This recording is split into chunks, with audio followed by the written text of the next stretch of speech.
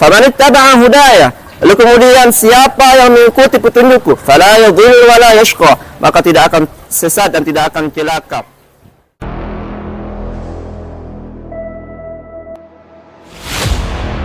DPC Weibomar. Bismillah, assalamualaikum warahmatullahi wabarakatuh. Alhamdulillahi rabbil alamin, wa bihi nasta'inu ala umur dunya waddin, wassalatu wassalamu ala asyrafil anbiya'i wal mursalin, wa ala alihi wa sahbihi ajma'in, amma ba'd. Al-Quran adalah kalamullah yang diturunkan pada Nabi kita Muhammad sallallahu alaihi wasallam melalui perantara malaikat Jibril alaihi salam. Membacanya adalah bentuk ibadah pada Allah Subhanahu wa taala. Allah Subhanahu wa taala menjadikan Al-Qur'an ini sebagai pedoman hidup, sebagai panduan dalam kehidupan seorang hamba. Sebagaimana Allah Subhanahu wa taala berfirman di surat Thaha ayat 123 sampai 124. Fa imma ya'tiyannakum minni huda. Jika telah datang peringatan dariku, jika telah datang petunjuk dariku, fa imma ya'tiyannakum minni huda faman ittaba'a hudaya, dan siapa yang mengikuti petunjukku, fala yadhillu wa la yashqa, maka tidak akan tersesat dan tidak akan celaka. Wa man a'rada an dzikri, dan barang siapa yang berpaling dari peringatanku, yang berpaling dari Al-Qur'an, fa inna lahu ma'isyatan dhankah, maka akan kujadikan kehidupannya itu sempit. Wa nahsyuruhu yaumal qiyamati a'ma, dan pada hari kiamat akan dikumpulkan dalam keadaan buta. Jika kita ingin selamat di dunia, apalagi di akhirat, maka tidak ada cara lain kecuali kita berpegang teguh pada Al-Quran dan Sunnah Nabi Sallallahu Alaihi Wasallam. Sebagaimana perkataan Abdullah bin Abbas ketika menjelaskan dua ayat tersebut, Allah Subhanahu Wa Taala akan menjamin keselamatan bagi siapa saja yang membaca Al-Quran dan mengikuti apa-apa yang ada di dalamnya, maka tidak akan tersesat di dunia dan tidak akan celaka di akhirat.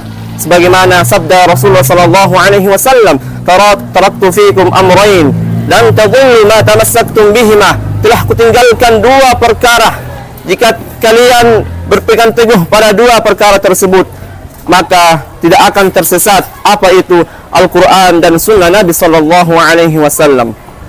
Siapapun dan apapun yang berhubungan dan berinteraksi dengan Al-Quran, maka dia akan dimuliakan, maka Allah Subhanahu wa taala mengangkat derajatnya.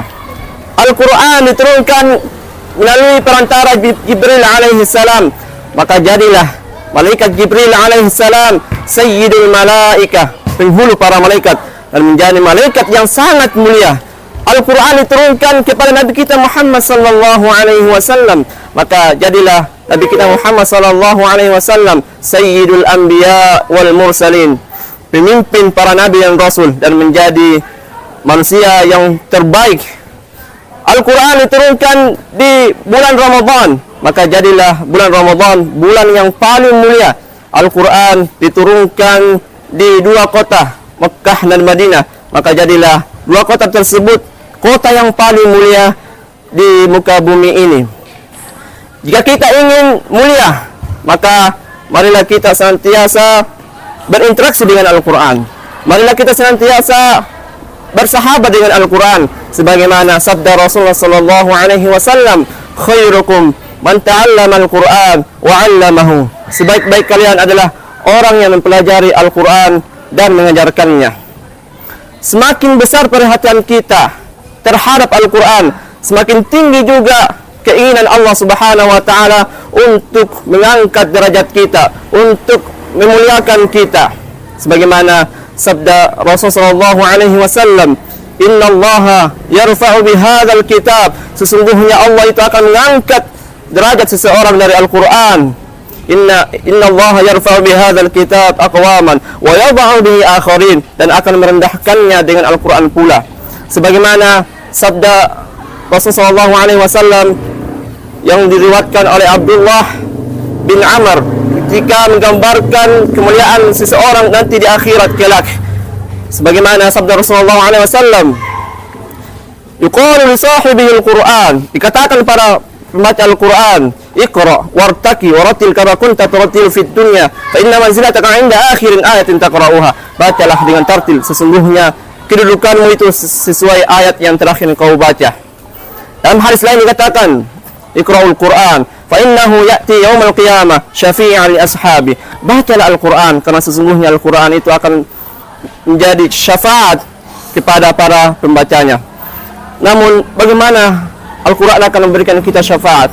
Kaifal Quran sayashfa'u lana wa nahnu mashghuluna kulla yawmin bi Facebook. Bagaimana dengan Al-Quran akan memberikan kita syafaat sedangkan kita terlalu sibuk dengan Facebook? Wa kaifa Ali Imran wa kaifa Al-Baqarah tashfa'u lana wa nahnu mashghuluna kulla yawmin bi WhatsApp. Bagaimana Al-Quran akan memberikan kita syafaat sedangkan kita terlalu sibuk dengan WhatsApp? Wa kaifa Ali Imran wa jami'us surah, dan bagaimana Ali Imran dan surah lainnya memberikan kita syafaat. Ayyuhal hadirun, ij'al Quran fi qulubina waj'alhu da'iman fi hayatina. Jadikanlah Al-Quran dalam hati-hati kita. Fabismillah Al-Quran sayashfa'u lana fi yaumil qiyamah. Maka dengan izin Allah, Al-Quran akan memberikan kita syafaat. Wa nas'alullaha an yaj'alana minal ladzina yastami'una al-qawla fayattabi'una ahsana. Wa akhiru da'wana alhamdulillahi rabbil alamin. Tsumma assalamu alaikum warahmatullahi wabarakatuh.